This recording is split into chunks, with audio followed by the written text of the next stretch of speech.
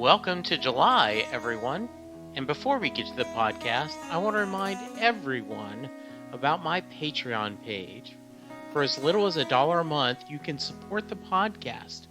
For as little as $5 a month, you can get unedited videos of conversations with many of my guests.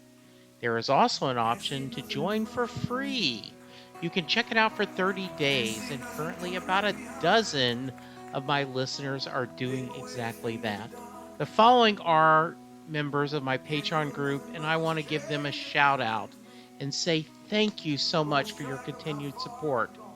Sending love to Sean Poole, David and Jennifer Von Evers, Jeff Ulmer, Sylvan Groth, Liz Brunson, Yetta, Steve Anzac, Randy Floyd, Rob Barnett, Bella Pori, John Munson, Betsy Hodges, Levi Petrie, Stephen Malio, Steve Rogers, Dale Hosack, Terry Smith, and Chris Bloom. During the summer, the amount of people listening to podcasts normally shrinks. Downloads go down, and this summer with Bruce touring, I know a lot of people's time and money is going toward hearing and attending Bruce's shows. Who can blame them? But I want to thank you for taking time during this summer listening to this podcast. And thank you to everyone who goes to patreon.com, Set Lusting Bruce, and checks it out. Okay, enough PBS dribble. Now let's go to the episode and listen to what's hopefully an entertaining conversation.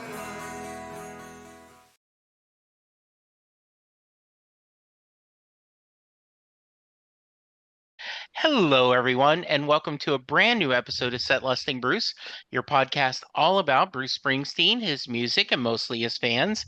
I am your host, Jesse Jackson. We are getting off the Bruce train tonight, though I'm sure he will come up. We're talking stories. We're talking the power of stories. When I read this on my guest website, I knew that I wanted to visit with her. So, Amy Vogel, welcome to the podcast. Thank you so much for having me. I am really excited to be here, delighted, in fact. That is so you to say. So, I always like to start. Tell us a little about yourself.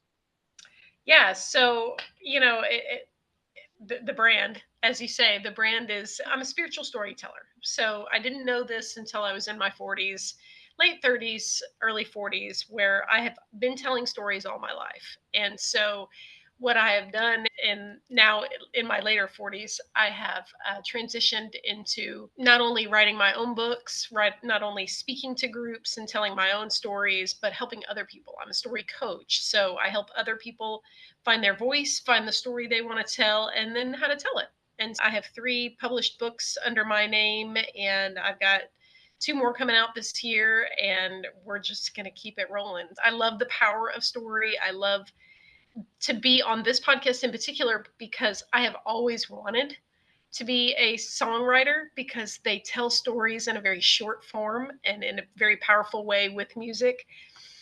I have to use too many words. Couple things there.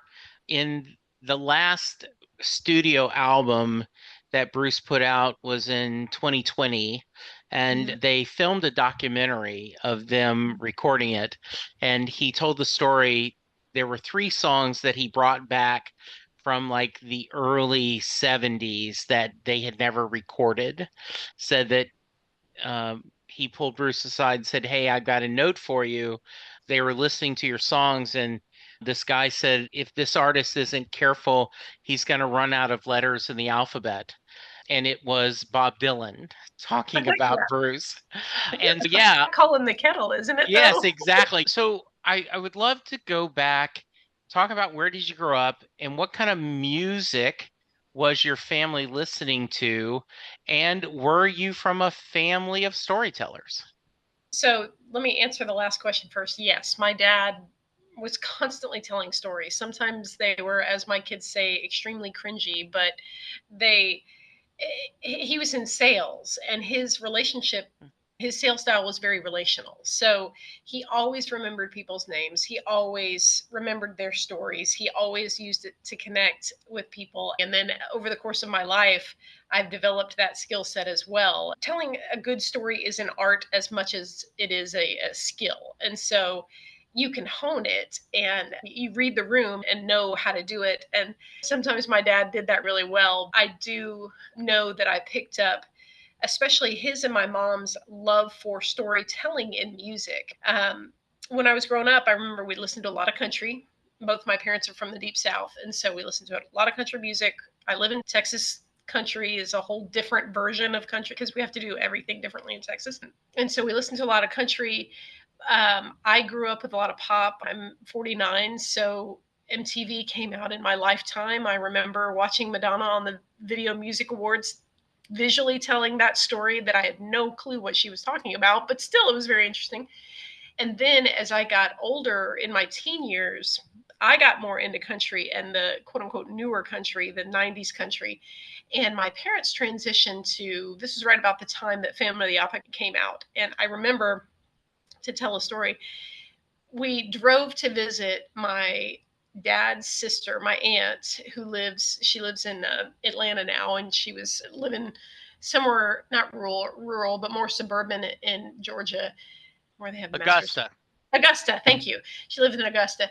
But the entire drive, I sat in the back seat. My older brother was in college, and so he didn't have to go. I sat in the back seat, and we listened nonstop to the entire Phantom of the Opera, like stack of CDs, just over and over. And by the time we got back to Houston, I still know that musical backwards and forwards. And it's that in particular that the genres I write in, it's made a comeback. And it's just funny to see how everything old is new again. And these ancient stories just come up in new forms. And so, yes, the story journey, the music journey, the story journey my parents were on just got bigger and bigger. They transitioned to El Divo, these Italian opera singers. But my dad loved, up until his death in 2015, he loved still country. Zach Brown Band was one of his favorites. Yeah, I grew up in music, love music. And in fact, when I got the opportunity to be on this podcast, I was so excited because I use playlists when I write. I create playlists that symbolize what all of my books are about, whether they're nonfiction or fiction. In fact, in my latest nonfiction, there's a playlist in the book. And so music is just such a huge part of my life. My daughters and I listen to it all the time, very broad and diverse musical tastes. In fact, I'm really proud of the kind of music my girls listen to. It's just super broad and it's very good. I learn a lot from them. Not all Taylor Swift, some little Taylor Swift, but Nothing wrong with Taylor Swift, right? She's pretty awesome. One of my favorite stories is Taylor Swift talking about when she was playing where Bruce's daughter was going to school. He brought her daughter and his daughter and a couple of friends to a show. And when you're Bruce Springsteen, you get to go backstage, right? And so Taylor was telling the story that she was explaining to him that Dancing in the Dark's her favorite song. She sometimes covers it in concert. And would you mind? And he said, "Oh, is that your guitar?" And he took it and he sang a little bit of Dancing in the Dark for her and then signed her guitar. And her telling the story was hilarious.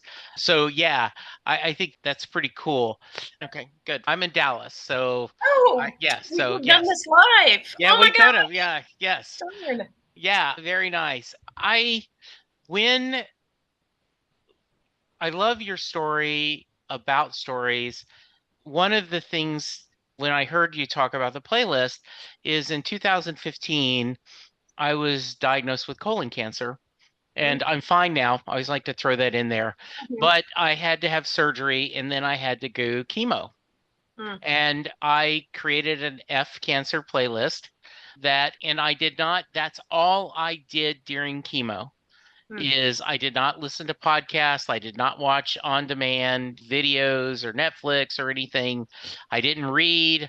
I just had these songs that were songs about positive thinking and faith and love, and I just had that on in repeat as I Hmm. sat there in that chair, just having the chemicals go into my body. I totally get that. A playlist can get you in the mood and get you in the mindset. Does it help you on your characters, developing your characters? For the most part, it's funny. Yeah. So the answer is yes, but in a interesting kind of way. The music to me channels the story I'm telling. So if you listen to, like, I have a romance book coming out in October, and I've got the playlist on Spotify. It's called The Assist, and every song on that playlist it symbolizes the character, one of the characters, their journey, their love story. Just it encapsulates what these two people I'm writing this book about have gone through and are going through together. It's my version of songwriting, right? Somebody else wrote the songs, and but the music speaks to what my book is about and what these characters go through for sure. It almost sounds like a soundtrack to the book. That Yeah. that's interesting. So I know you love U2, and we're going to talk about that in a minute, but I wanted to talk a little more about stories. The One of the things I have said is that I believe every Bruce Springsteen fan has a story, and it's Hmm. my job to gather as many as I can and put them for the record. And Hmm. as I've done this, I've expanded where I have people who love other musicians on the show. And I often get told I don't really have a story. Don't have anything interesting to share. And I push back. I go, everyone has something interesting to share, and everyone's story is unique. I see you nodding your head. Do Yep. you want to talk a little bit about that, Amy? So for me, the first songs I really remember, so I was born in 1975. And so the songs I really remember from Bruce that are like canon Yeah, are from Born in the USA. sure, And absolutely. so that iconic cover, and I was just looking up, I don't remember exactly what year it came out, maybe 83, 80, 84, yes, 84. So for me, that was like prime cognitive development. And so I sure. can still, in my mind, see not only that cover, and I'm like, why is my mom so interested in this cover? And now I'm like, oh, because he has a nice ass. But it was just so American. I remember reading at one point where I think that was maybe a producer's idea or a publicist's idea for him for that to be the album cover. That was his entry into the mainstream and how he broke out, and they leveraged his sex appeal essentially. He urinating on the flag. And he said, no, just my ass was better looking than my face.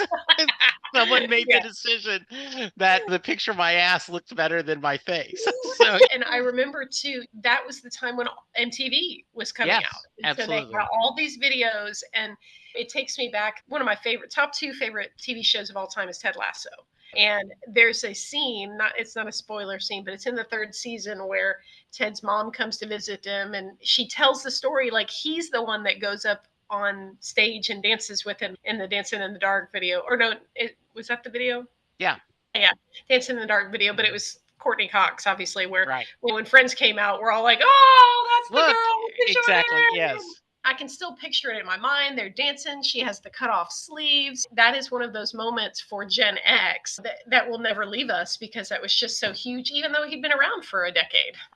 He talks about that in when he put out The River, they had Hungry Heart, which was their first radio hit. And Hmm. that kind of led him to a different, as Little Steven said, once we were on the radio, that got the women to come to the show. And if Hmm. women were coming to show, the guys would come to the show. And about a year ago, I think I found I had a lot of different writers on the podcast. And so I reached out to a bunch of them, and I got 5 or 6 writers from a diverse background, from nonfiction to fiction to mysteries to science fiction. And we did a roundtable of what was Bruce Springsteen's best written song. Mm. That not his best song, but as a writer, what do you think tells the best story? And Hmm. we had a really fun discussion on that.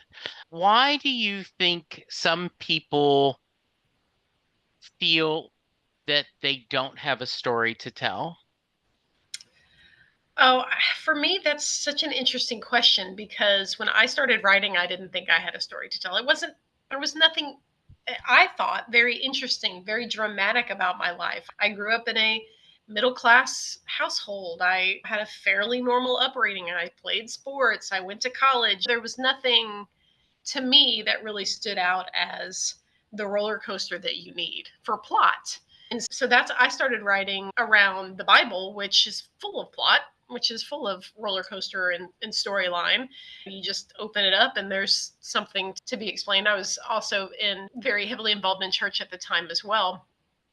And I grew up in church too. So for me, I think I don't have a frame of reference of what makes a good story. And the thing about, let's say, Bruce Springsteen or a Taylor Swift is they take and they amplify their experiences in a way that's interesting enough that it can make a good story. And that was something going back to my dad. He was always really good at enhancing the story a little bit, if you will. But I think most people don't know how to do that. And they've never probably they probably always long to tell a good story. That's why telling a joke is such an art form because it in itself is a story. But most people just haven't sat down and thought about what parts of my life would speak to someone else, what part of my life would encourage someone else, what part of my life would give somebody else hope or at least be a moral lesson for somebody. I think most people, one, they just haven't sat down and thought about it long enough, and two, there just may not be anything that jumped out to them as something that somebody would want to read about. But it just takes a little tweaking, and it's not hard to look at your life and see, okay, this could be something that would encourage someone because most people, they might have, like you with your journey through cancer, you might not have that, but you've got something else that you've been through. We all have something that we've been through, even if it's not on the scale that's huge compared to somebody else's. The funny anecdote to that is when I started writing, I didn't think I had a story. I didn't think I had anything interesting to my story. And then things got really interesting. So just wait. If you don't know, just wait. Give yourself a little bit of time. Your 30s get really interesting. I was also raised in the church. I have a complicated relationship now with God and religion, but grew Mhm. up in a Southern Baptist home, converted to Catholicism when I was dating my wife. And one of the things that I think influenced my storytelling is the parable. I Mhm. remember our preacher talking about Jesus told stories to put across his message. And I just always tried to come up with examples and to tell this reminds me of this or doing that. And it Mhm. was finally at someone at work said, "You're just a good storyteller Mhm. and you do that." And I had not thought about that. And the podcast has made it where that's what we do. We tell each other stories and I help Absolutely. people share stories. In fact, what I tell people all the time, because there's book coaches, there's literary coaches, there's different kinds of coaches in the publishing world. And I chose to use Story Coach because there are so many different ways to tell a story now. It's not just a book. Podcasts, every single episode has a different story, whether you're interviewing a guest or you're sharing one of your own or sharing a topic. A blog is a story. YouTube channels, TikTok content, it's all a story. It just depends on the length of the stories, the length and the presentation. And so we're created to be visual, we're created to be auditory, and our brains are wired to remember story. We're 22 times more likely to remember a story than we are a fact or a piece of information. And humans are primed for story. And so that's why I chose story coaching as my business model, because we've all got something to share, and it just depends on what medium is going to be best for you in whatever season. I had a podcast when I was in pastoral ministry, and I just had people on there to tell them their stories. And it was a really wonderful time. And that's why I love doing podcasts, because it's just a conversation, and We're just shooting the poop. Yeah, absolutely. Before I hit record, I asked if you had a favorite musician, and you did mention U2. Let's talk a little bit music, and then I'm going to get back to storytelling too, because I'm fascinated by your journey. Mm, But can you remember when you first discovered U2, and not just maybe casually, but when mhm, something about their music spoke to you, and mhm. can you articulate what that was? Absolutely. The memory just pops right up, and I haven't thought about it in a long time. But Rattle and Hum, no, yes, Rattle and Hum had just come out, and we went with another family to Destin for a week in the summer. And I had a crush on the older son. Of course, I think we were about the same age, but I had a crush on him. He had no interest in me. Can't blame him. I was a goofy, goofy preteen, teen, tween, whatever we call them. My brother had just gotten a Walkman and the Rattle and Hum tape. The first day we were there, I got so sunburned that I was blistered. I had second degree sunburns. And this is in the 80s, so we didn't wear sunscreen. So I couldn't, my mom didn't want me to go back in the sun until a little bit later in the week. And so the entire trip, probably for 3 days straight, I listened to that album. And I didn't know everything Bono was talking about. I didn't know what it meant, with or without you. I didn't know what rattle and hum meant. I didn't have any context, but there was something about the way he sang. There was something about the way the Edge plays music. There's something about the way Larry Mullen Jr. drums. And then Adam Driver, he just is a spectacular bass player. And just the way that they combined everything is just, it's magical. And so for me, that was the moment where I was like, oh, there's something here and I need to stay with it. Did you start exploring the lyrics and finding the stories they were sharing? Back in the day, in the cassette tapes, they Yeah, had, I could read the words back then. yeah, I didn't have to have magnifying glass to read it because the yeah. case is so small and the print is so small. So I think that was it, to answer your question. It was all of it, the emotion evoked, the way that the music communicated what it was communicating, but then being able to, I'm a kinesthetic learner, I know this now. So listening to the music and being able to read the lyrics, I think that clicked, flipped a switch in my brain to where I'm like, okay, they're saying something. They're saying something here. I didn't get so many things until I was in my midlife, but I had already loved music because we grew up lots of music in the house and in the car, but especially just having that moment to where I knew there was something more to this, that it hooked me. It hooked me from there on out. So in 2002, I went to my first Bruce concert just for various reasons. I grew up in Louisiana, Lake Charles. We moved to Dallas in 84. Bruce just, I missed, no, we got married in 84. We moved in 86 or 87. Just circumstances I had never seen Bruce live until 2002. And I was a casual fan, like everyone else, born in USA. Yeah. Everyone had bought that. And so I bought the live box set, but I wasn't a passionate slash obsessive. And I went to the concert. It was the Rising tour, and he and the band had done a My City of Ruins Mm-hmm. for that Mm-hmm. telethon, and it's on YouTube and it's Yeah. beautiful. And so I went in and knew probably one, two songs Mm-hmm. on the show. And my wife asked, "Were you happy?" And I said, "Yeah. If he had come in, done Born to Run, and left, I would have been happy because I got to see Born to Run live." The more I thought about it, it felt like I was in a movie halfway through. Mm-hmm. And so I knew it was a good movie, and I knew I wanted to know the rest of the story. And so it made me go into doing a deep dive. So the reason of sharing the story is that sounds similar to you, that there's something there, and I want to know what it is. There is an itch that I need to scratch. Mhm. Yeah.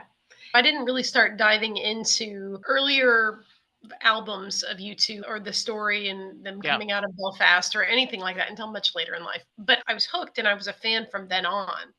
In my senior year in high school, we had to do some kind of world history project, and mine was a report on Sunday Bloody Sunday and dissecting his lyrics. And that's a history lesson across the board, not just of what happened in Ireland, but he mentions Martin Luther King. He weaves all of these other stories in the fight for freedom together.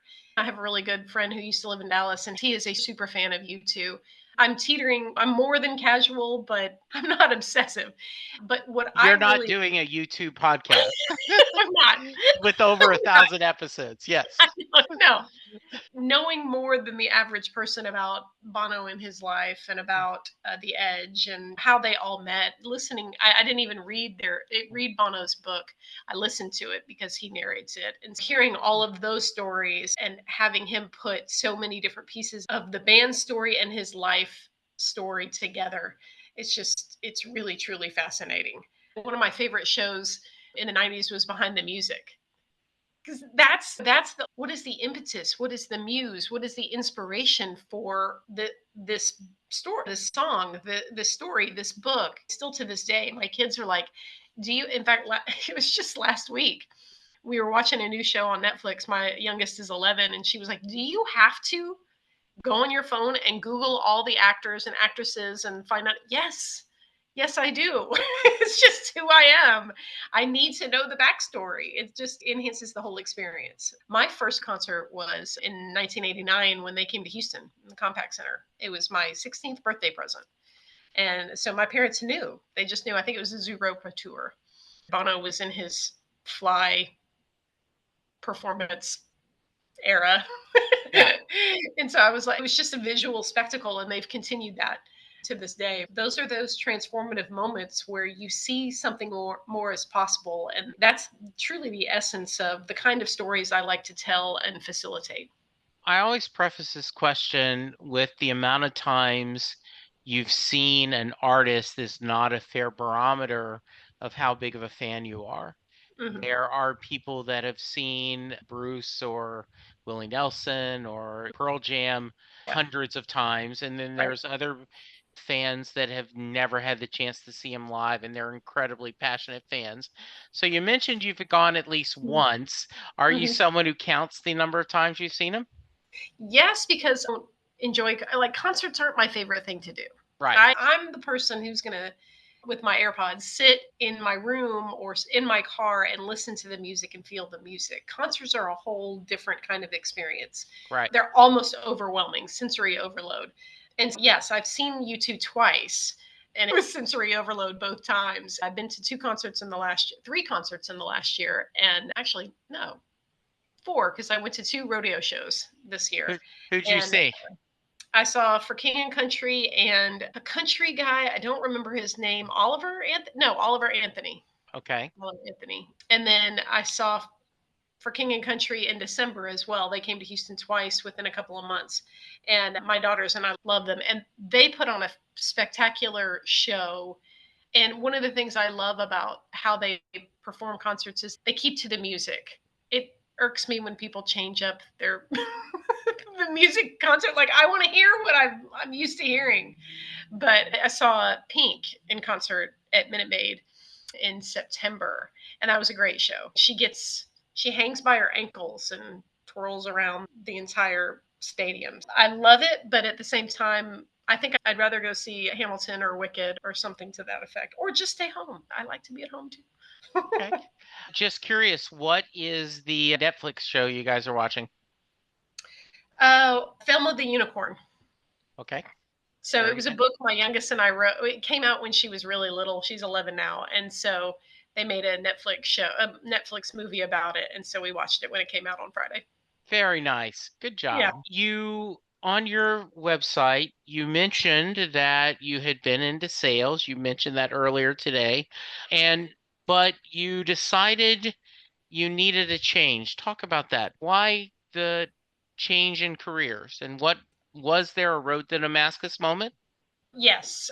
So my older two daughters were really little when I was in sales. So got married and had them. I was in sales for for I think 11 years total, and had two kids. Got married, had two kids, and when my oldest was almost 5, I realized that all of her quote unquote good hours, somebody else was experiencing that. She was at daycare all day and I was on the road. Same with my now middle daughter.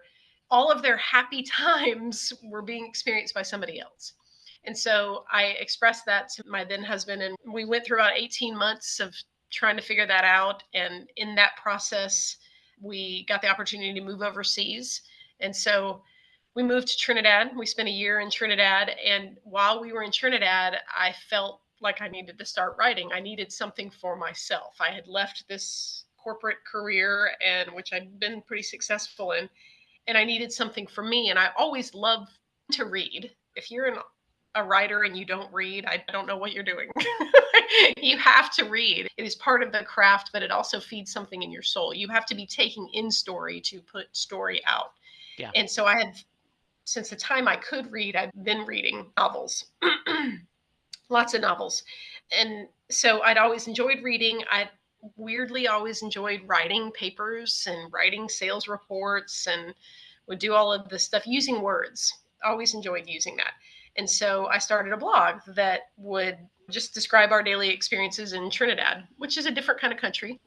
Like, it's not the Caribbean in that sense. It's very industrialized, and a lot of people don't know that. It's not a vacation tourist spot, really. It's a whole different kind of country. And then I was also involved in a Bible study. And so I started writing Bible study lessons. And when we got back to the States, I talked with my husband and wanted to just start writing, wanted to see where it would take me. And this is the point. I got the opportunity to write for a devotional project for my church. And this is the point where I was like, the story I referenced earlier about, I didn't know if my life was interesting enough to write about. And when I said it got more interesting, well, about a little over a year after we got back from Trinidad, my middle daughter, who's now almost 18, she was diagnosed with cancer. So she was 4 at the time. And I documented all of that and really thought I was going to write a book about that. Didn't. Still lots of blogs out there. I blogged about that for a long time. But that was how I cut my teeth on writing again, is documenting our story through blogging. And it was one of those things. So I was home with her and then was going to go back to work. And then I got pregnant again. And so then we went overseas again. So I never really had a long enough period of time where I could actually go back to work officially until about 10 years ago, when we got connected with a church, and I started as a volunteer, and then that turned into a ministerial role, and I was in pastoral leadership, pastoral ministry for this church for almost 7 years, because I started the day Harvey hit Houston. No, the church doesn't exist anymore. It closed Okay. down in August 2022. Okay. I love the idea that you found your voice. So as you're writing and you're doing books, is there a point where you felt the calling that you needed other people to help other people find their voice? Yeah, I always had that sense writing. And the interesting thing about what I write is it always starts with a question. I don't start with a plot in mind, I start with a question. Okay.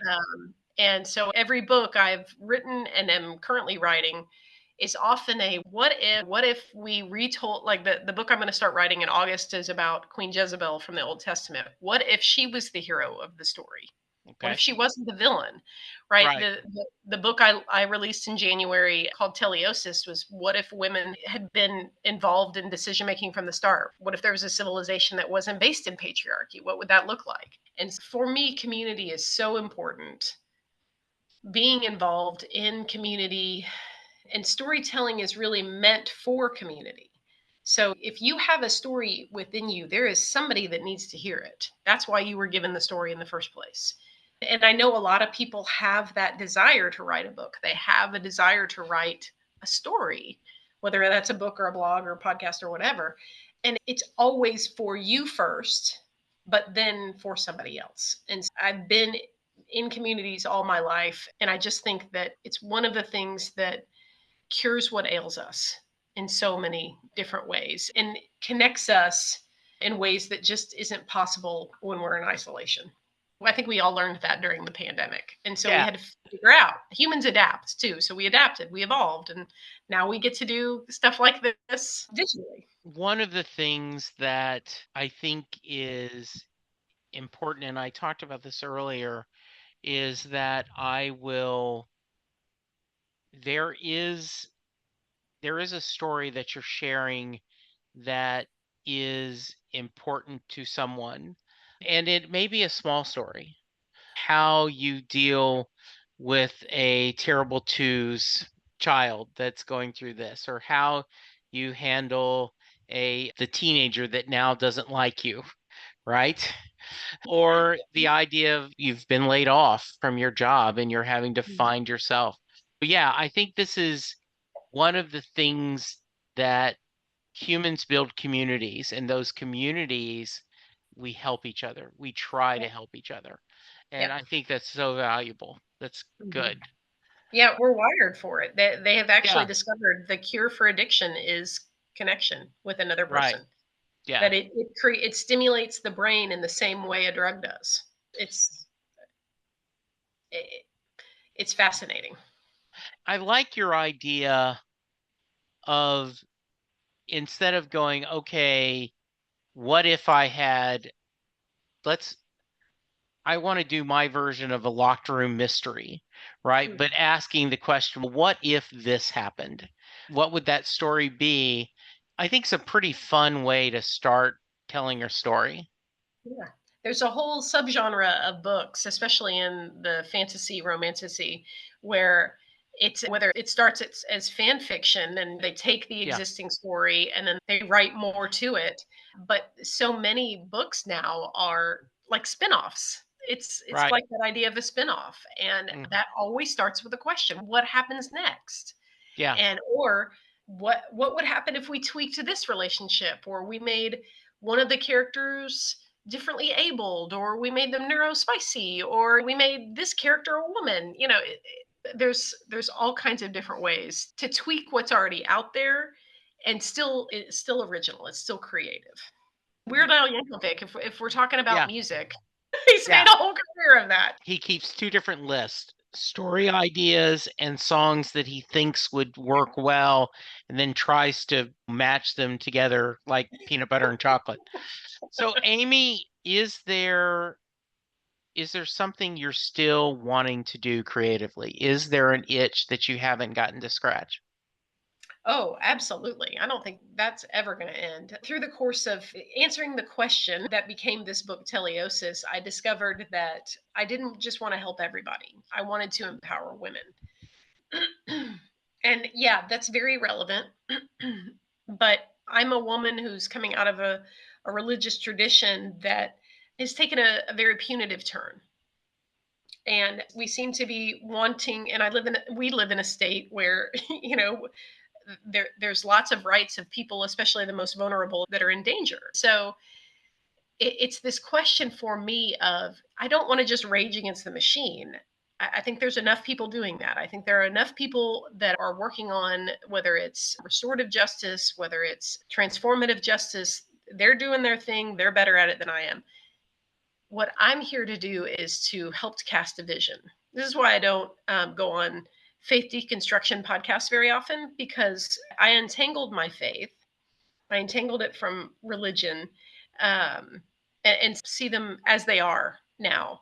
But what I want to us to realize is there is a better way to live together as humans, and it's possible. And this is what the parables of Jesus. These are the stories that he painted. This is the idea that he is still so well known for that the kingdom of heaven is within us. So let's go out and find it. Let's go out and experience it. And it's not just a destination, it's an absolute journey. And for me, continuing to explore that in my own creative ways for women to help women understand that what they feel inside of them is not the end of the story. It's only a place to start. There's still so much left to experience and so much left to be done, and still so much that we can give. And I want to cast a vision for that. I want to help other people cast that vision that not only impacts the world here and now, but I have daughters, and God willing, one day I'll have grandchildren. And so I want them to know that their stories are the legacy we leave, and their stories are what help the next generation figure out how to stumble forward. The one of the things that I say, my wife and I are very lonely blueberries in a strawberry state. Uh, I love that. yeah, Houston, we're so blue. We're so blue in Houston. yes, yes, it is. I also love that you touched on, as I said, I grew up in a very traditional Southern Baptist home, but was not the brand of Christianity that I see people talking about now. And Yeah, it makes me sad and slash angry. And you see it a lot on social media, right? yeah. And the whole idea of being kind to each other is not important because I just want to worry about my tribe. And it bothers me that, and it's sad. My wife talks about there used to be, when I saw an American flag on somebody's house, I go, oh, that's nice. And now I go, oh, Yeah. Ooh. and so it is. And as I said, I'm in my own journey of faith, that trying to figure out how do you separate what I know is a beautiful, loving, you can have a relationship with others and with a higher being, Mhm. yet you see how that's corrupted sometimes by people. Absolutely. And to reference Jesus, he did too. That was pretty much one of his main goals. That whole turning over tables thing. He was Yeah, mad at people. He was not mad at one individual person and targeting them. He was mad at a system created by people that made other people lesser than, yeah, and inhibited them and made them vulnerable. yeah. And we can get off this in a minute, but Tangent. yeah, no, no, I love the selective Bible verses, the ones Yeah. that, do you not remember the one when you didn't feed the hungry, you didn't accept people, that if you do this to any of these, you've done it to me? Yeah. When you're talking about we should get our borders and we should, All right. do all this stuff, it's, you understand how you're Yeah. missing that? Yeah. I don't want to. I don't want to give one of my secrets away, but and by the way, that's Matthew 25, the sheep and the goats. Yeah, That's one of my favorite ones to reference. But I don't get trolled very often, but sometimes right, I do. I've had right, people slide into my DMs and tell me I was never truly saved to begin with, which is right. why I can. Okay, whatever.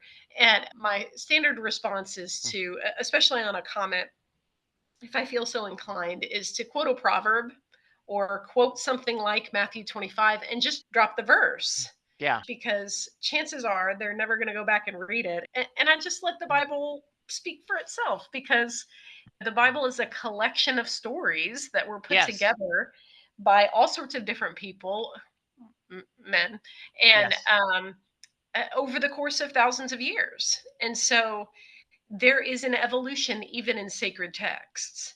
And what was appropriate for one culture may not be appropriate to be dropped into ours.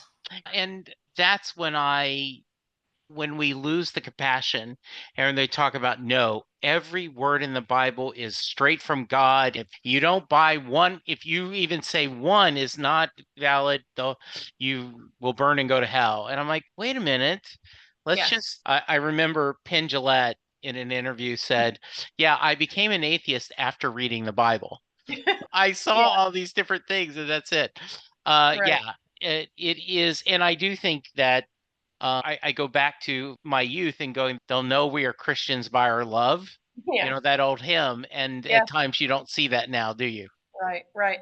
I was in ministry, so that's a whole Yeah, other level of church hurt, if you will, that a lot of people don't understand, because if you're in the audience, you don't, to quote Hamilton again, yeah, you don't understand how the sausage is made. right. And that's where you can really you lose your religion, and in the strictest terms of what that phrase means. You can really Yeah, lose your poop, because same reason Jesus was turning over tables and Jesus was mad, because you have people instituting systems that hold other people back from becoming all that they were created to be. So for me, the way that I've made my peace with not only religion, because religion is still a really good thing to me. Religion Yes. is ritual and practice and tradition, and allows us to explore different methods to connect to the divine and to the spiritual places inside of us. That's why I say I'm a spiritual storyteller. It's so ingrained in who I am. I was three Sure. or four the first time I remember feeling the presence of God, sitting in church at Seabrook United Methodist. It was right there in the pews. The way that I've made my peace with it is I've just come to one, I understand. I'm a homeschooled theologian. I read constantly and I understand things I write are extremely deep because I have that background. I have that desire to study, and I spent 10 years reading theological text for fun. I'm a Bible nerd. I just love Okay. it. And there's still value in all of those sacred texts, even the most difficult ones. They help us to wrestle with parts of our humanity that are just dark.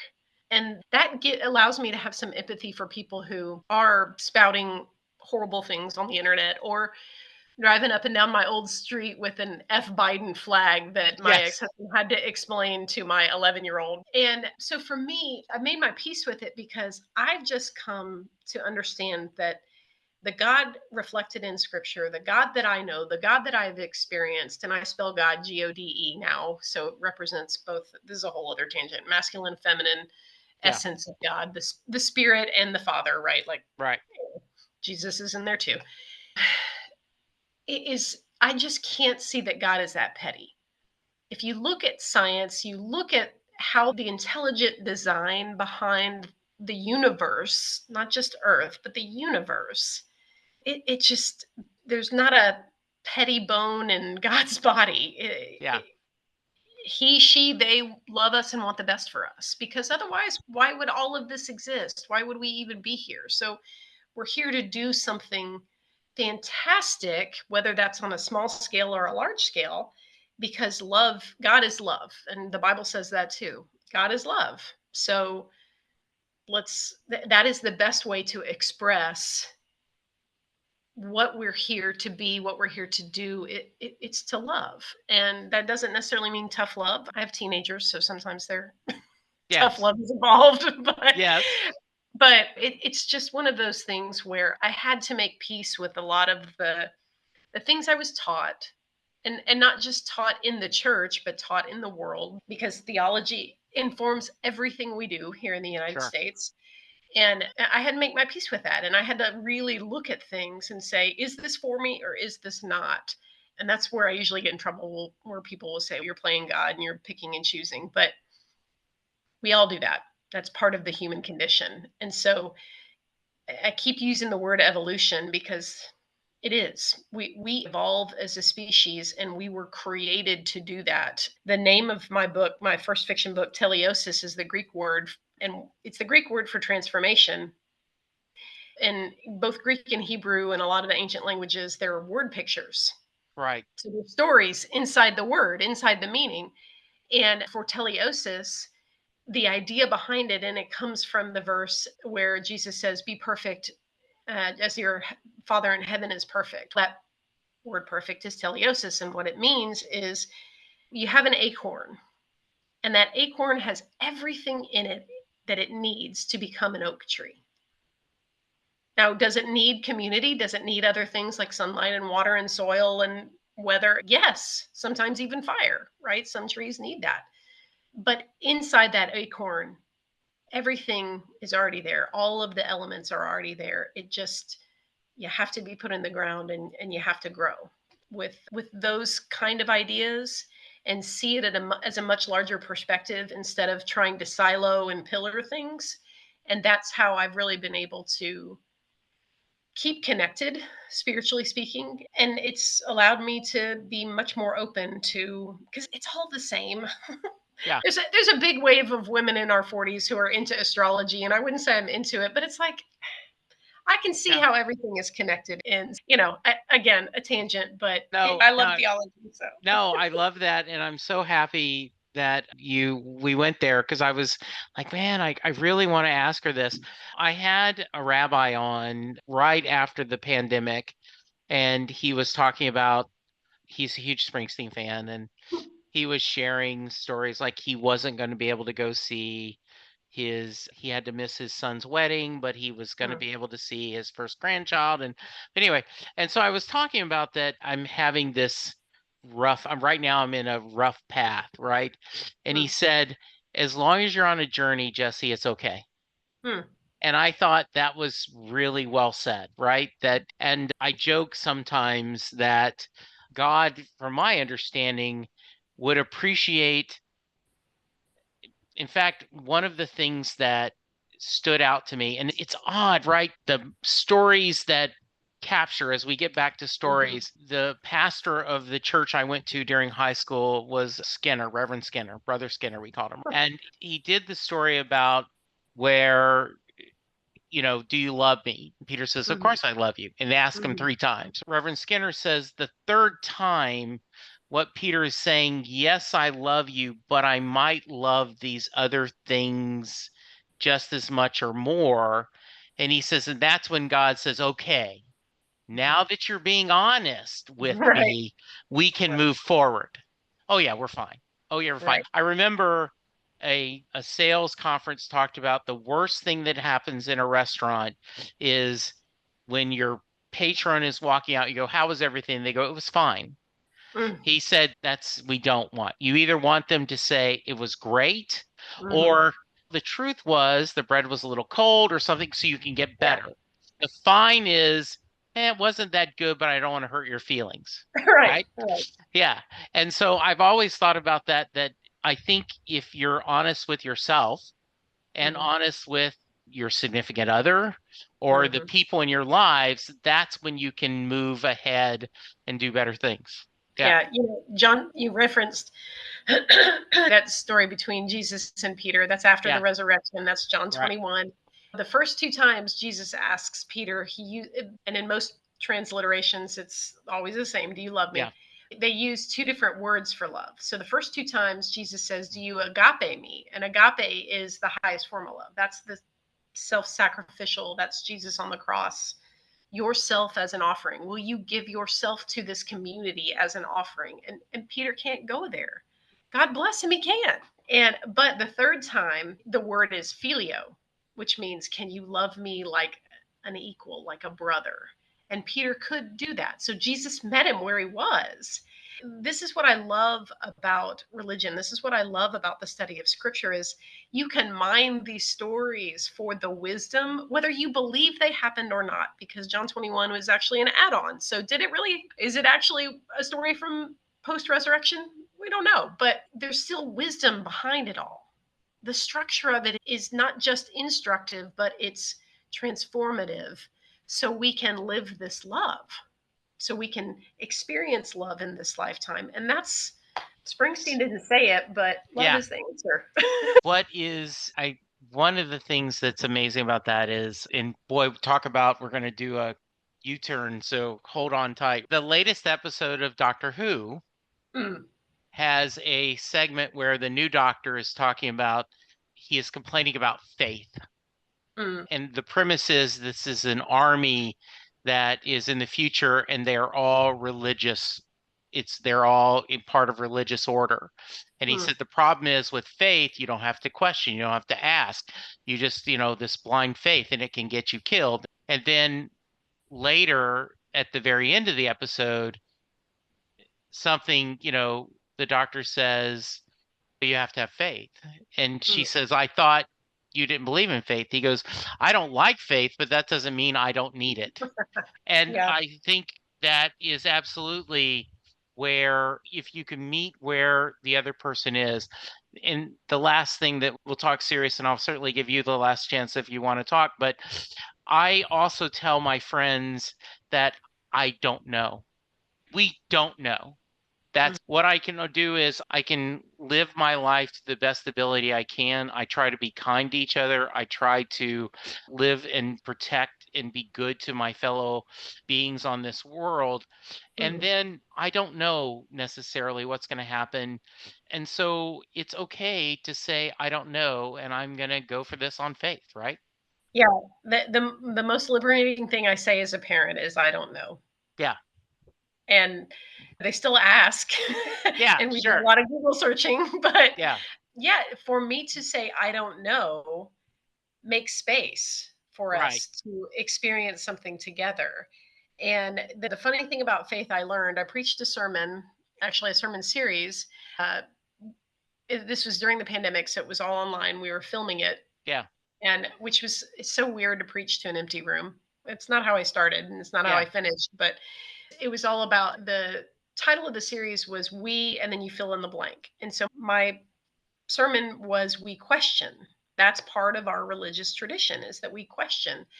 And I remember in studying for this and bring this back around for faith and to the rabbi that you interviewed, one of the hallmarks of Judaism is that questioning, and I bring this around to story too, because I start all of my stories, all of my books with a question, that the sign of faith in the Jewish tradition is not that you have absolute belief, that you are rock solid, that you never ask questions.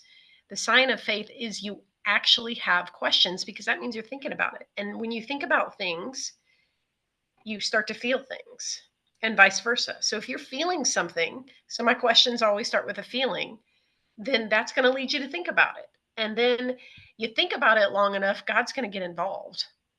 Absolutely 100%. So faith to me is never about absolutely knowing everything and never having a question.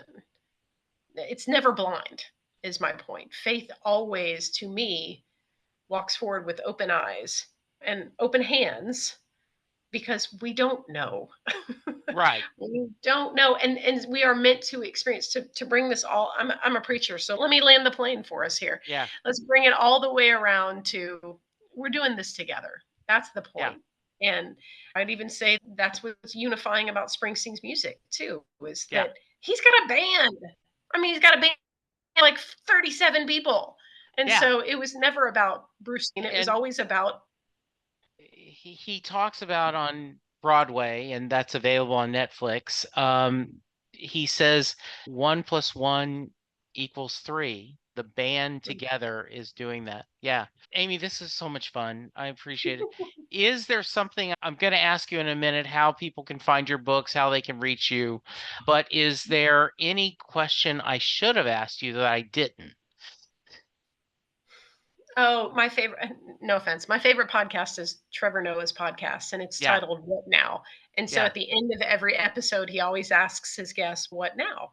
Yeah. What's next? And Yeah. so ask me. What's next? What's next for Amy? I mentioned a couple books that are coming out. I'm really heavy into building this coaching practice. And so, yes, buy the books, enjoy the books, read the books. I'll just go ahead and say they're all on Amazon. Amy W. Vogel is my pen name. That's my website too, amywvogel.com. Signed copies available, yada, yada, yada, all that stuff. But I really want to help people tell their stories, especially women. I feel like now more than ever is the time for women to use their voice because the feminine is rising. And we're the teachers, we're the mothers, we're the connectors in society. And if we're to counterbalance some of these other sideways things that our society's turning towards, we need women who are doing the work locally and globally to bring hope and to bring a vision of what is possible. I'd love to work with people. Men get it too. You get it, Jesse, Sure. but women especially who want to make an impact and leave a legacy. So I had a guest on just recently. Yishan was on, and she, Taiwanese, Mm, talked about that very complicated relationship with Born in the USA. mm, She's a massive Bruce fan, and but she has a new book out called A Suffrage Guide to the Antarctica. And it's okay. a young adult novel, and it is basically set in 1914. Hmm. And a Clara is one of the 28 people that are going to explore Antarctica. She's Wow. the only woman on the ship. And one of the themes going on is her and her mother are suffragists fighting for women to get the vote, Wow. and how controversial that Hmm. was in 1914. Yep. And it's an absolutely beautiful book. It is absolutely great. When I had her on, I said, you're like, at this point you go, how was that a big deal? Yeah. Unless you know what it took for women to Right. get the vote. Right. And that's what Pretty I radical. mean, and Yeah. so now that when you're bringing up that, Hmm. I hope there will be a time where we go, I can't believe we went through this dark time where we weren't allowing women to get medical treatment, that we weren't allowing everyone to vote, these things. And so, Hmm. yeah, it's a scary time. And I love the fact that you are not cursing the darkness, but lighting a candle, Yeah. Amy. So very nice. Yes. So, website. Hmm. You can go to find out more information about the coaching. You can find Yep. about the books. Yep. She Thank has you. made you all there. She has done you proud. And so I am very happy we spent time. But I end every podcast with the Mary question. So, what Oh that yeah. is Jay Armstrong, who is a recently retired English teacher. He is now a writer. And he would give his students the lyrics to Thunder Road, and Hmm. they would study it. They would read it as if it was a poem, talking Hmm. about the themes that Bruce explores. They would talk about the imagery of Bruce. And then he would ask his class at the end of the day, does Mary get in the car? Amy, what if I asked you, does Mary get in the car? Oh my gosh. I did my homework, and so in prep for this, I was reading this, and I was like, "Good Lord, there's so many words in this song." I don't know how he crammed it all in there, but yeah, it is a long form poem and a very short story. And somebody who incorporates romance, because I love romance, I'm a romantic at heart. In every book I write, there's romance, and so my answer is yes. She Good. absolutely does get in the car. Okay. All right. Because you're a romantic? Absolutely. Yeah. Nothing wrong with that. That was my first answer too. I believe in happy endings, so she absolutely gets in the Yep. car. Yep. Wonderful. Any final thoughts before I let you go? It's been a pleasure. Let's do this live, man. Yeah, Let's that's it. We got get to it do that together. right every night. All right, so we're going to end with a little bit of gospel from Mr. Springsteen. In the Awesome. days of despair, you can grow hard till you close your mind and empty your heart. If you find yourself staring in the abyss, hold tight to your loved ones and remember this. This shield will protect your sacred heart. This sword will defend what comes in the dark. Should you grow weary on the battlefield, do not despair. Our love is real. Oof. Thank you, Amy. Thank you, Thank listeners. you. Be safe, Amen.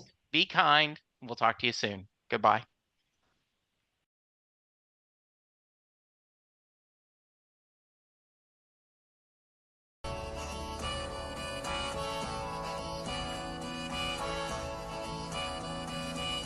Thank you for checking out this episode. If you enjoyed our discussion, I hope you will check out other episodes of the podcast. I've spent over 7 years talking to hundreds of music fans from around the world about the power and magic of music. Please follow me on all my socials. I'm still on Twitter, aka X, as Jesse Jackson DFW. The show is at Setlusting Bruce. The show and I are both on Facebook as well. I'm a part of a few other podcasts. On Perfectly Good Podcast, me and my co-host Sylvan are talking about every John Hyatt song in alphabetical order. I am part of a few other podcasts. On Perfectly Good Podcast, me and my co-host Sylvan are talking about every John Hyatt song in alphabetical order. Both Perfectly Good Podcast and Set Listing Bruce are part of the Pantheon Podcast Network, where there are dozens of great podcasts about music. Charles and I talk all things Doctor Who on Next Stop Everywhere. I'm joined each week by Lou and Karen on Last Best Hope for Conversation. as we discuss Babylon 5 and other pop culture topics. This show can be reached at setlistingbruce@gmail.com. And I would mean the world to me if you could send me feedback on any of the podcasts. Or please reach out to schedule time for you to join me on a future episode. Getting to talk to people about their love of music and their favorite musicians and other creative endeavors is a passion of mine. And I hope that the conversations bring you a little joy, a little love, and a whole lot of light.